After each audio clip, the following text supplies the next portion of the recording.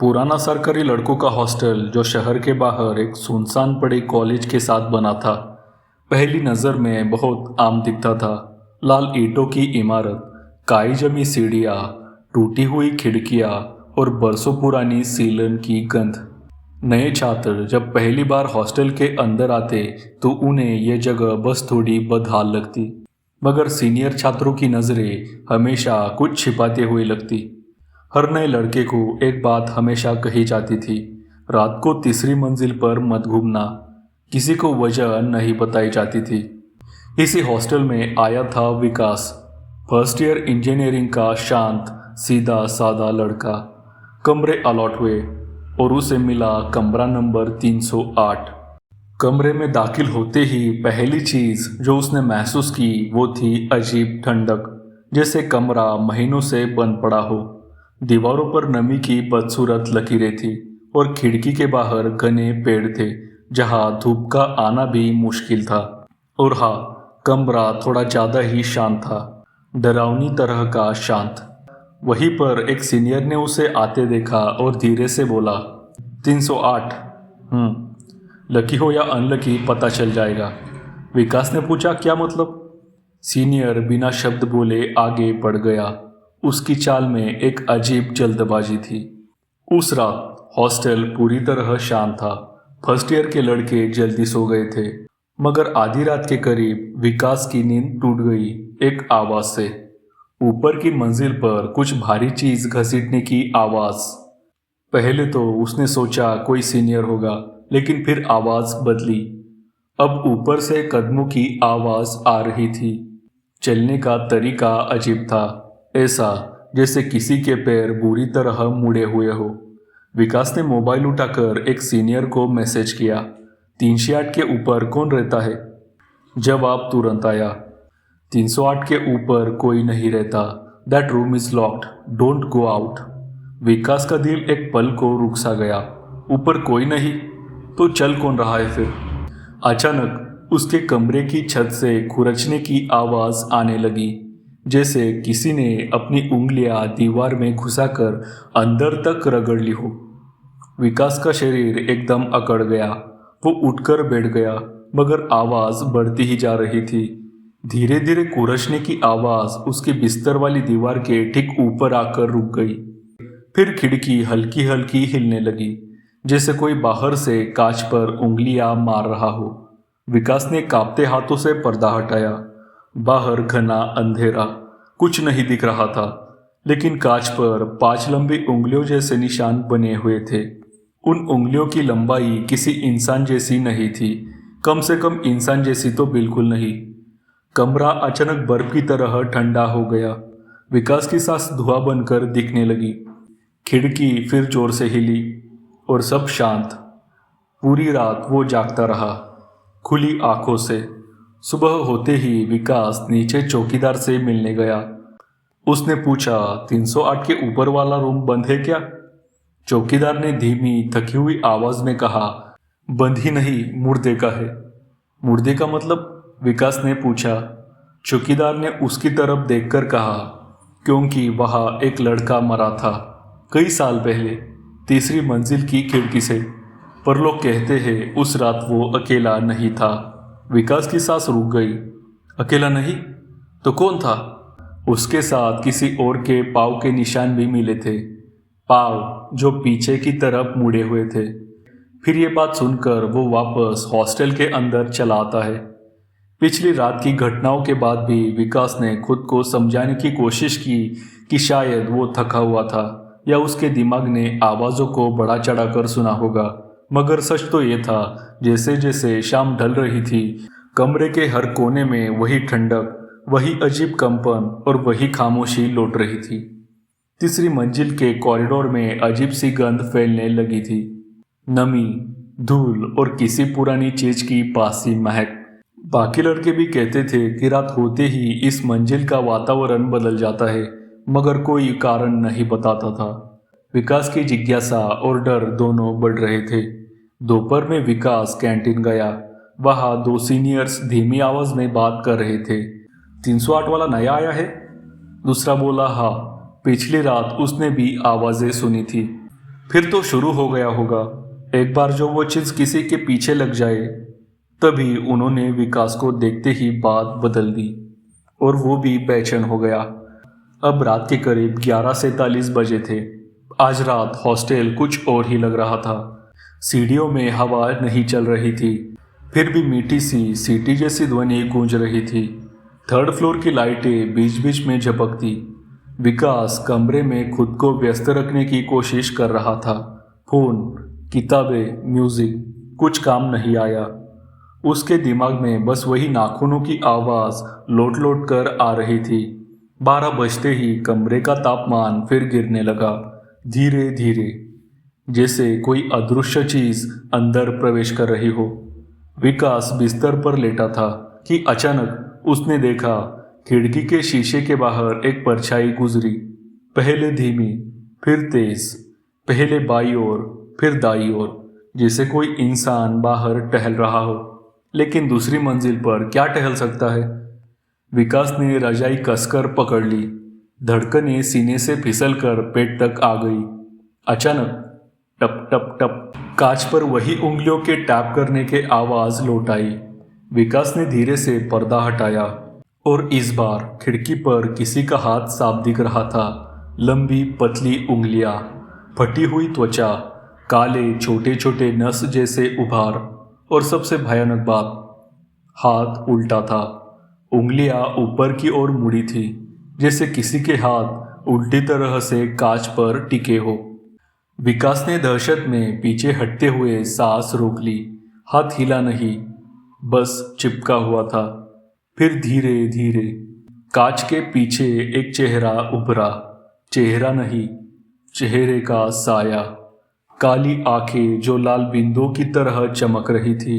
नाक नहीं, मुंह इतना फैला हुआ कि वो इंसानी शक्ल नहीं लगती थी।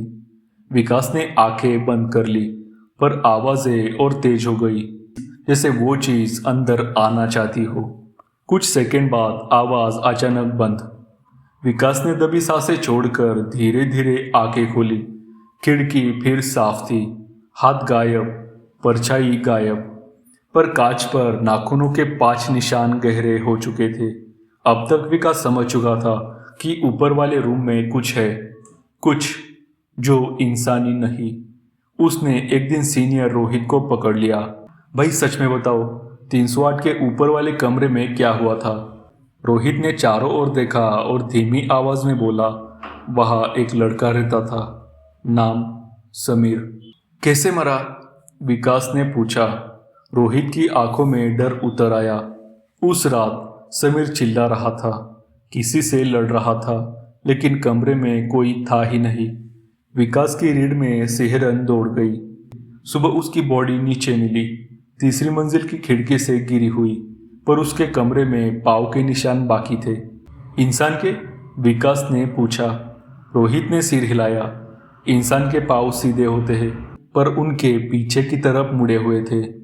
अब उसी रात 2:03 पर विकास की नींद फिर से टूट गई। इस बार आवाज बिल्कुल उसके कमरे के दरवाजे से आ रही थी, जैसे कोई नाखून से दरवाजे को रगड़ रहा हो, धीरे धीरे, थोड़े थोड़े अंतराल में। खुरचने की रफ्तार बढ़ती गई। विकास कांपते हुए दरवाजे की ओर देखने लगा। खुरचना एकदम रुक गया और दरवाजे के नीचे की पतली सी जगह से एक छाया अंदर फिसलती दिखी, लंबी, पतली और जमीन से बिना छुए सरकती हुई। विकास बिस्तर से उठ नहीं पाया। शरीर लकड़ी जैसा भारी हो गया।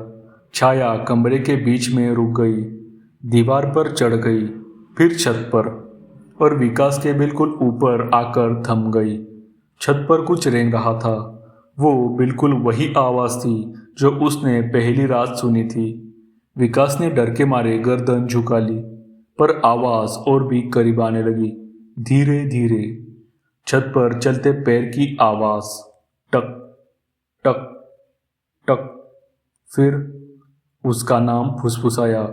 विकास ने ठिठुरते हुए सुना, विकास। उसका दिल इतनी जोर से धड़क रहा था कि ऐसा लगा छाती फाड़कर बाहर आ जाएगा। वो चीज उसके ऊपर इंचों की दूरी पर थी। अचानक छत पर वो चीज तेजी से भागी और कमरे के कोने में अंधेरे में गायब हो गई। विकास एकदम सुन्न रह गया। अगली सुबह जब वह कमरे से बाहर निकला तो उसने दरवाजे पर कुछ देखा। नाखूनों के निशान, गहरे 6 उंगलियों जैसे, और आकार इंसान से 2 गुना बड़ा। अब ये सिर्फ डर की बात नहीं थी, कुछ वास्तव में उसके कमरे में आया था। और एक बात साफ थी, 308 का असली बुरा सपना अब शुरू हो गया था। उसी रात 11:45 बजे विकास तीसरी मंजिल की सीढ़ियों पर खड़ा था। सामने जंगला का ताला लटक रहा था, जिसकी किनारों में धूल जमी थी, जैसे सालों से किसी ने उसे छुआ भी ना हो। पर वो ताला टूटा नहीं था, फिर भी कमरे से आवाज़ें आती थी। ये बात अकेले ताले से डरने लायक तो बिल्कुल नहीं थी। डर असल में इस बात का था कि उस कमरे की चाबी किसी के पास नहीं थी। विकास ने अपने पीछे देखा, खाली गलियारा, हर ट्यूबलाइट अपने हिसाब से टिमटिमा रही थी। हॉस्टल में बाकी सब सो चुके थे या डरकर बाहर निकलने की हिम्मत नहीं कर रहे थे। पर तीसरी मंजिल पर सिर्फ विकास खड़ा था और उस कमरे के अंदर कोई सांस ले रहा था, धीमी, भारी। उसके कान जैसे आवाज़ों से भर रहे थे। विकास ने मोबाइल निकाला और फ्लैशलाइट ऑन की।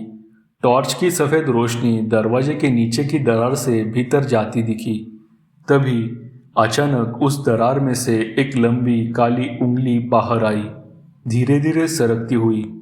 विकास के पूरे शरीर में झटके जैसा महसूस हुआ, पर उंगली उस जगह ठहर गई, जैसे उसे पता था कि विकास भागेगा नहीं। कमरे से फुसफुसाहट आई, वापस आ गया। विकास का दिल धक से गिर गया। ये आवाज़ इंसानी नहीं थी, अजीब टूटी फूटी सी। विकास धीरे धीरे पीछे हटने लगा। तभी तीसरी मंजिल के एक कोने का बल्ब अचानक बुझ गया। फर्श पर छाया लंबी फैलने लगी और उस छाया का आकार इंसानी नहीं था। छाया के हाथ जमीन तक खींचे हुए थे और पैरों की दिशा उल्टी। विकास ने सीढ़ियों की तरफ दौड़ने की कोशिश की, मगर जैसे जैसे वो पीछे हटता गया, छाया उसके नज़दीक आती गई। फिर कमरे का ताला खुद ब खुद हिला, पहले धीरे, फिर तेज। विकास ने सोचा कि अब इसे रोकना उसके बस में नहीं है। उसने आखिरी कोशिश की, कमरे के दरवाजे पर हाथ रखकर चीखा। फिर कमरे के भीतर से वही टूटी आवाज़ आई, जहां से धक्का दिया गया था वहां कोई वापस नहीं आता। विकास समझ नहीं पाया कि ये क्या कर रहा है। धक्का? कौन सा धक्का? तभी अचानक फ्लैशलाइट बंद हो गई। पूरा गलियारा अंधेरे में डूब गया। अंधेरे में किसी भारी चीज की चाल सुनाई दी, धीमी, घसीटती हुई, जैसे कोई अपने हाथों पर चलते हुए आगे आ रहा हो। विकास ने अंधेरे में देखा और एक पल में उसे सच्चाई झटके की तरह समझ आ गई। वो एक परछाई थी। वो लड़का नहीं था जो तीसरी मंजिल से गिरा था, वो था जो खिड़की से नहीं गिरा था। मतलब दूसरा आदमी जिसने उसे धक्का दिया था और जो किसी को भी इस मंजिल पर अकेला नहीं छोड़ता था। विकास पीछे हटता गया, लेकिन उसके पीछे दीवार थी, कोई रास्ता नहीं था। अचानक कमरे का ताला टिक की आवाज़ के साथ खुल गया। दरवाज़ा धीरे धीरे चरमराता हुआ खुला और अंदर बिल्कुल अंधेरा था। लेकिन उस अंधेरे में 2 चमकती सफ़ेद आंखें दिखी, लंबी, अस्वाभाविक, स्थिर, बिना पलक झपकाए विकास को घूरती हुई।